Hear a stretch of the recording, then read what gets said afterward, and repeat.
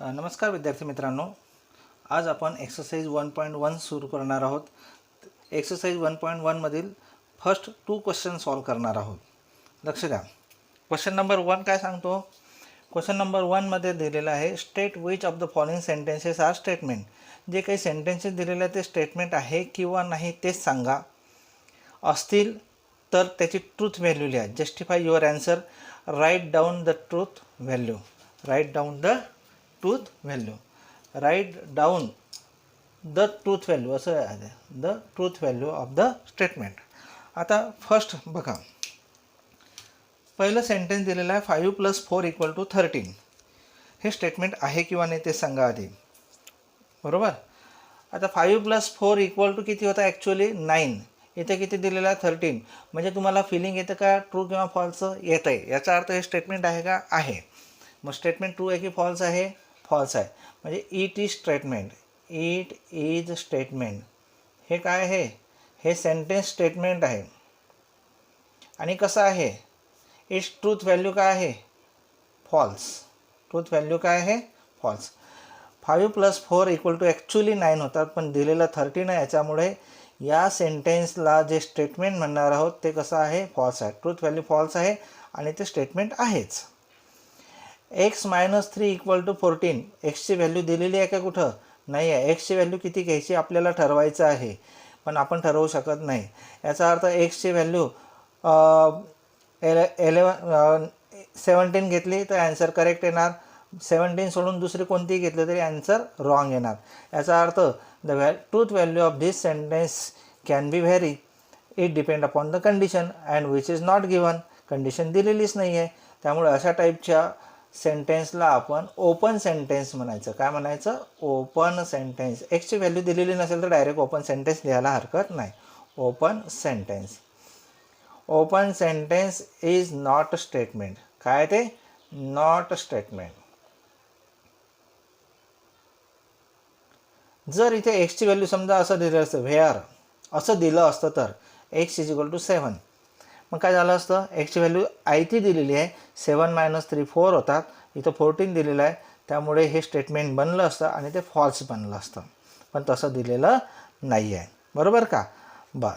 पुढं close the door. आता याच्यामध्ये ऑर्डर किंवा रिक्वेस्ट आलेली आहे. ट्रू किंवा फॉल्स होऊ शकत नाही. त्यामुळे अशा सेंटेन्सला आपण स्टेटमेंट म्हणू शकत नाही. Not statement.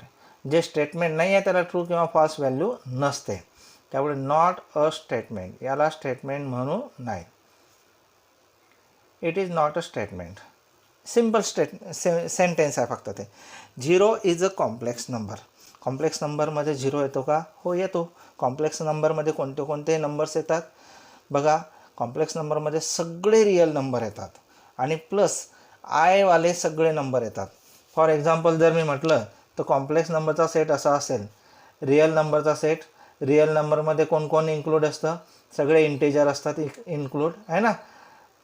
Rational irrational number सगळेच असतात रिअल नंबरमध्ये. आणि हे सगळे रिअल नंबर कॉम्प्लेक्स नंबरमध्ये सुद्धा असतात. आणि सोबत आयवाले सगळे, म्हणजे 2 + 3 आहे, it is a complex number.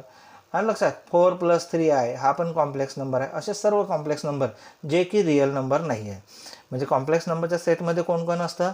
Complex नंबरच्या सेटमध्ये रिअल नंबर ॲज वेल ॲज इमॅजिनरी नंबर हे सगळे असतात. आलं लक्षात. मग 0सुद्धा त्याच्यामध्ये इन्क्लूड होतो. म्हणून 0 इज अ कॉम्प्लेक्स नंबर हे स्टेटमेंट आहे का? Yes, it is statement. हे स्टेटमेंट आहे. बरं. ट्रू आहे की फॉल्स आहे? ट्रू आहे. ट्रूथ व्हॅल्यू काय याची? ट्रू आहे. ट्रूथ व्हॅल्यू किती आहे? ट्रू. मला सांगा आधी, हे 0 is a complex number. 0 complex number आहे का? हो, कारण कॉम्प्लेक्स नंबरच्या सेटमध्ये सगळे रिअल नंबर येतात. आणि स्टेटमेंट काय सांगतं? स्टेटमेंट आहे याचा अर्थ. आणि त्याची ट्रूथ व्हॅल्यू काय आहे? ट्रू. बरं. पुढं please get me a breakfast. अरे वाक्यात या सेंटेन्समध्येच प्लीज आली. रिक्वेस्ट आलं ना. रिक्वेस्ट असेल, इंट्रॉगेटिव्ह असेल, ऑर्डर असेल, तर ते सेंटेन्स जरी असलं तरी ते स्टेटमेंट होत नाही. मग याला काय आन्सर येणार आहे? Not a statement. Not a statement. हे स्टेटमेंट नाही. याला स्टेटमेंट म्हणू शकत नाही. पुढं कॉन्ग्रंट ट्रायंगल्स आर सिमिलर. हां, बघा, सगळे कॉन्ग्रंट ट्रायंगल हा सिमिलर असतात, पण सगळे सिमिलर ट्रायंगल कॉन्ग्रंट असू शकत नाही. म्हणजे कॉन्ग्रंट ट्रायंगल्स सिमिलर हे त्यांचं म्हणणं हे खरं आहे. म्हणजे आधी लिहा हे स्टेटमेंट आहे किंवा नाही. Yes, it is a statement. It is a statement. Statement आहे. याची ट्रूथ व्हॅल्यू ट्रू आहे. ट्रूथ व्हॅल्यू काय आहे? ट्रूथ व्हॅल्यू काय आहे? True. Therefore, congruent triangles are similar. It is a statements and truth value is true. X square equal to x. Xची value दिली आहे का नाही? एक्सच्या कोणत्या व्हॅल्यूसाठी कोणत्या रिअल नंबर, एखादा कोणताही रिअल नंबर काय ज्याचा स्क्वेअर एक्स आहे हे आपल्याला माहिती नाही आहे. एक्सची व्हॅल्यूज दिलेली आहे ना. एक्स इज इक्वल टू 2 घेऊ का -1 घेऊ का +1 घेऊ, किती घेऊ माहिती नाही आहे. त्यामुळे इथे एक्सची व्हॅल्यूज दिलेली नाही, त्यामुळे इथं कंडिशन दिलेली नाही. आणि कंडिशन दिलेली नसेल तर याची नंबरनुसार याची व्हॅल्यू चेंज होऊ शकते. म्हणजे याचा अर्थ हे ओपन सेंटेन्स आहे, नॉट स्टेटमेंट. म्हणून याला काय म्हणायचं आपण? Open sentence. Open sentence. Obviously it is not a statement. Not statement. बघा ओपन आहे, इथं एक्सची व्हॅल्यूज दिलेली नाही, त्यामुळे ते ओपन आहे. एक्सची कोणती व्हॅल्यू घ्यायची हे आपण डिसाईड करू शकत नाही. त्यामुळे ओपन आहे ते. आणि open sentence is not statement. Quadratic equation cannot have more than 2 roots. Quadratic इक्वेशनमध्ये मला सांगा, व्हेरिएबल एक्स आहे असं म्हणलं तर एक्सची मोठ्यात मोठी पॉवर, मॅक्सिमम इंडेक्स किती असतो? 2. मग एखाद्या इक्वेशनमध्ये व्हेरिएबलचा मॅक्सिमम जो पॉवर असतो तेवढे रूट बनू शकतात. म्हणजे क्वाड्रॅटिक इक्वेशनमध्ये एक्सचा पॉवर मॅक्सिमम किती आहे? 2 आहे. याचा अर्थ त्याचे रूट किती बनतील? 2च बनतील. म्हणजे quadratic equation cannot have more than 2 roots. बरोबर आहे त्यांचं म्हणणं. 2पेक्षा जास्त रूट मिळू शकत नाही असं त्यांचं म्हणणं आहे. हे खरं आहे. म्हणून खरं आहे याचा अर्थ हे स्टेटमेंट आहे. स्टेटमेंट आहे आणि ट्रूथ व्हॅल्यू ट्रू आहे. म्हणजे it is a statement. It is statement. बरं ठीक आहे. याची ट्रूथ व्हॅल्यू ट्रू आहे. ट्रूथ व्हॅल्यू काय आहे? ट्रू. हे स्टेटमेंट आहे आणि त्याची ट्रूथ व्हॅल्यू किती आहे? ट्रू आहे. बरं पुढचा प्रश्न बघा. Do you like mathematics? अरे क्वेश्चन मार्क्स आहेत. क्वेश्चन मार्क्स असलेले इंट्रोगेटिव्ह जे सेंटेन्स असतात ते स्टेटमेंट नसतात. आणि स्टेटमेंट नसेल तर ट्रू किंवा फॉल्स नसतं. Not statement. Not statement. The sun sets in the west. सूर्य पश्चिमेला मावळतो. हो बरोबर आहे. बरोबर आलं ना फिलिंग? याचा अर्थ स्टेटमेंट आहे. It is statement. It is a statement. True आहे की फॉल्स आहे? ट्रू आहे. म्हणजे याची ट्रूथ व्हॅल्यू काय आली? ट्रू. ट्रूथ व्हॅल्यू किती आली? ट्रू. नेक्स्ट आहे all real numbers are whole numbers. आता सांगितलं रिअल नंबर्समध्ये कोणते कोणते, हा रिअल नंबरचा सेट जर घेतला तर रिअल नंबरमध्ये कोण कोण येतं? सगळे इंटिजर येतात. इंटिजर्स येतात बरोबर का? त्याच्यानंतर रॅशनल नंबर येतात. नंतर कोण येतं? इरॅशनल नंबर्स येतात. इंटिजरमध्ये कोण असतं? निगेटिव्ह नंबर असतो बरोबर ना? Negative number. पॉझिटिव्ह नंबर 0 पण येतो. रॅशनल नंबर्स, इरॅशनल नंबर जे P/Qच्या फॉर्ममध्ये जे टर्मिनेट आहे, नॉन टर्मिनेट आहे असे सगळे नंबर येतात. मला सांगा हे झाले तुमचे रिअल नंबरचा सेट. याच्यामध्ये 0पासून इकडचे सगळे नंबर कोणते दिसतात तुम्हाला? होल नंबर दिसतात. काय दिसतात? याचा अर्थ असा होतो की whole number included in set of real number. पण रिअल नंबरचे सगळे नंबर होल नंबरमध्ये इन्क्लूड आहे का? रिअल नंबरमध्ये निगेटिव्ह नंबर पण आहे. होल नंबरच्या सेटमध्ये इन्क्लूड आहे का? होल नंबरच्या सेटमध्ये कोणकोणते येतात? 0, 1, 2 असे नंबर येतात. मग मला सांगा सगळे रिअल नंबर होल नंबर दिसतात का? नाही. सगळे होल नंबर रिअल नंबर दिसतात, पण all real numbers are not whole number. याचा अर्थ हे जे स्टेटमेंट आहे all real numbers are whole number, त्यांचं म्हणणं हे फॉल्स आहे. फॉल्स आहे याचा अर्थ फिलिंग आली फॉल्सची. म्हणून हे स्टेटमेंट आहे. It is a statement. आणि स्टेटमेंट कसं आहे? फॉल्स आहे. कसं आहे? फॉल्स आहे. ट्रूथ व्हॅल्यू किती आहे? फॉल्स. समजलं नाही कसं आहे? स्टेटमेंट तर आहे कारण आपल्याला फिलिंग आली फॉल्सची, म्हणून it is a statement and its truth value is false. समजलं इथपर्यंत? नेक्स्ट आहे can you speak Marathi, question mark आहे, क्वेश्चन मार्क आहे ना, क्वेश्चन मार्क असेल तर इंट्रॉगेटिव्ह नॉट अ स्टेटमेंट, म्हणजे इट इज अ इंट्रॉगेटिव्ह. आपल्याला इंट्रॉगेटिव्ह लिहायची गरज नाही, फक्त स्टेटमेंट आहे की नाही ओळखायचं आहे. नॉट अ स्टेटमेंट, ब्रॅकेटमध्ये लिहा वाटलं तर ॲन इंट्रॉगेटिव्ह.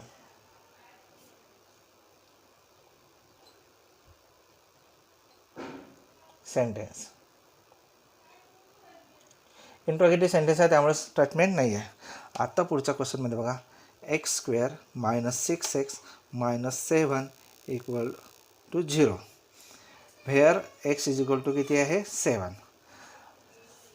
आत्ता मात्र इथं एक्सची व्हॅल्यू आपल्याला दिलेली आहे, म्हणजे हे ओपनमध्ये तर बसतच नाही. फक्त एक्सची व्हॅल्यू 7 यामध्ये पुट केल्यानंतर ॲन्सर 0 आलं तर म्हणायचं स्टेटमेंट तर आहेच, कारण एक्सची व्हॅल्यू दिलेली आहे, ट्रू आहे किंवा फॉल्स आहे. बघूया आपण.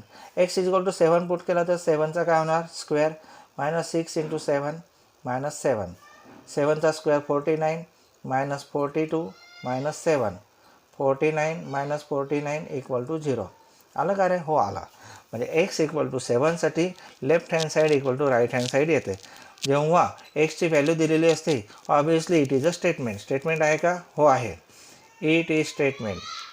It is statement. ट्रू आहे की फॉल्स आहे सांगा? यस ट्रू, कारण 7 सॅटिस्फाय द इक्वेशन. आलं लक्षात?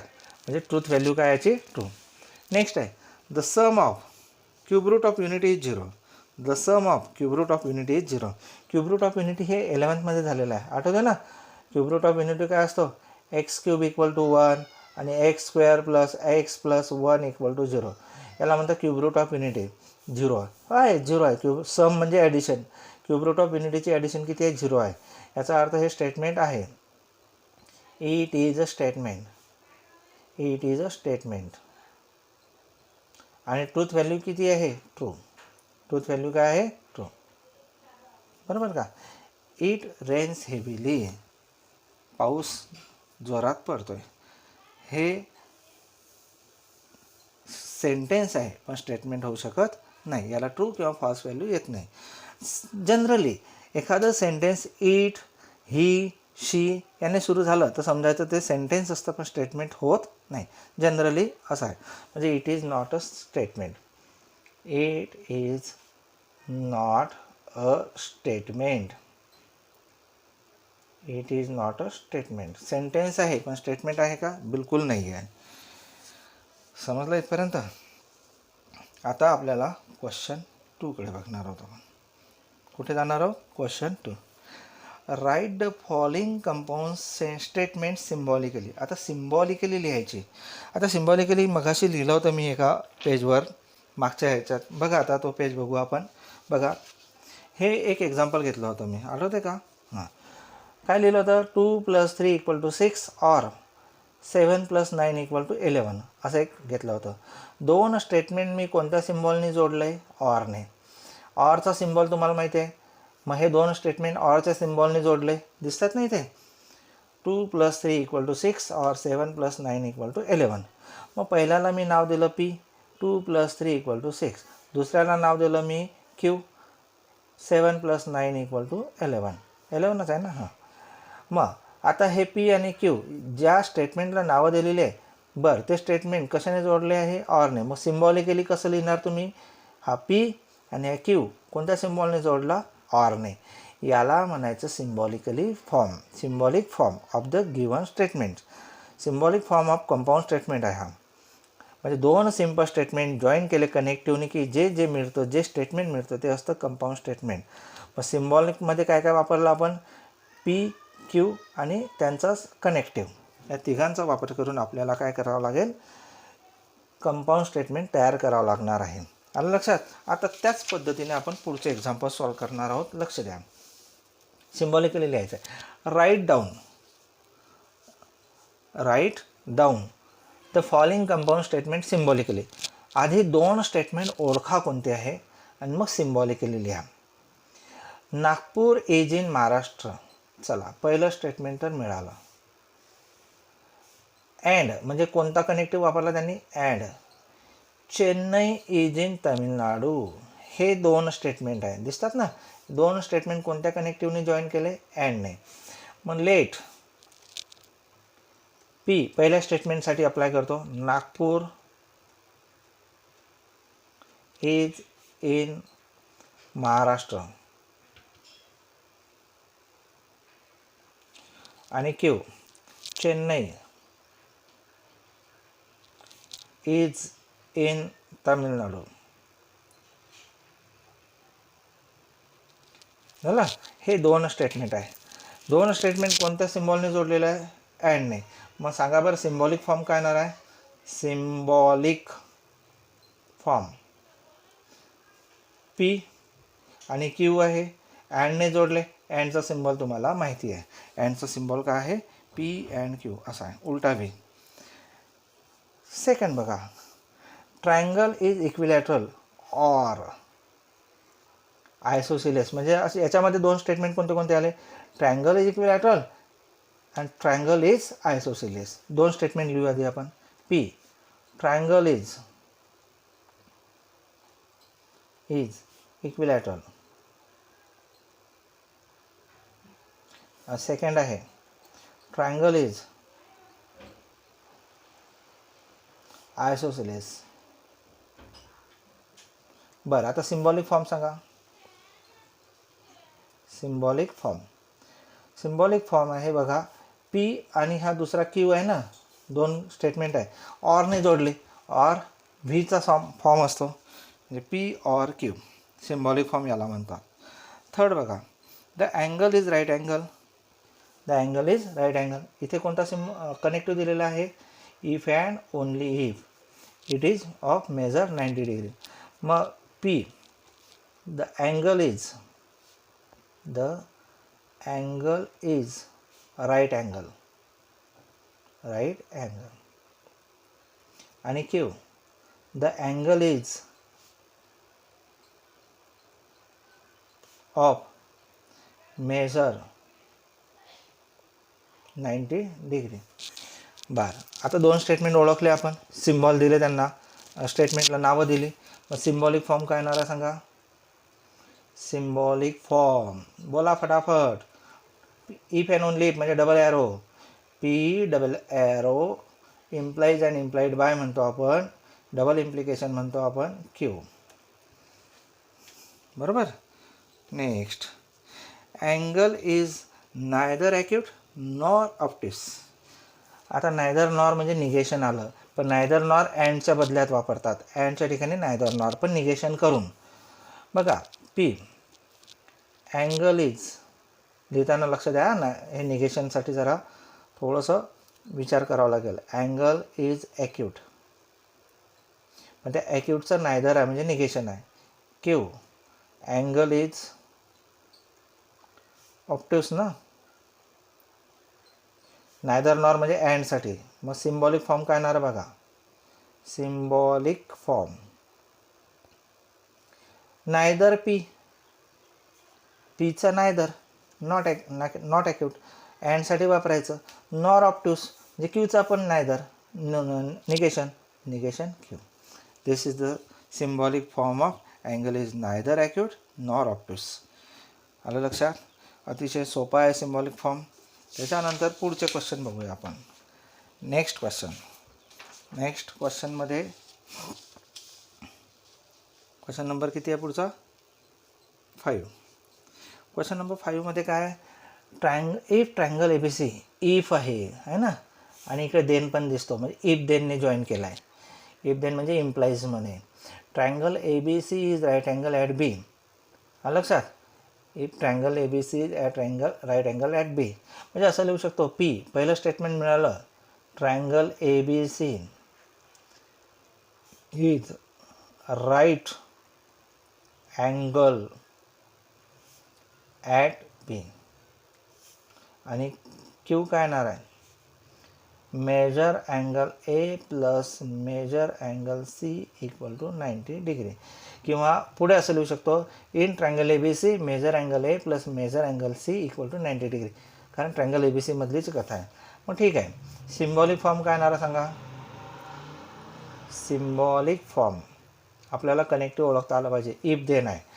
इफ फर्स्ट देन क्यू म्हणजे p implies q. If p then q असं म्हणतो आपण. If p then Q.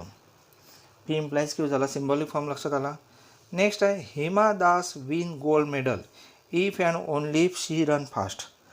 आता मला सांगा Hima Das Hima Das win gold medal. Hima Das win gold medal. पहिलं स्टेटमेंट मिळालं क्यू. She run fast. शी म्हणजे कोण? हिमा दास. Hima Das runs fast.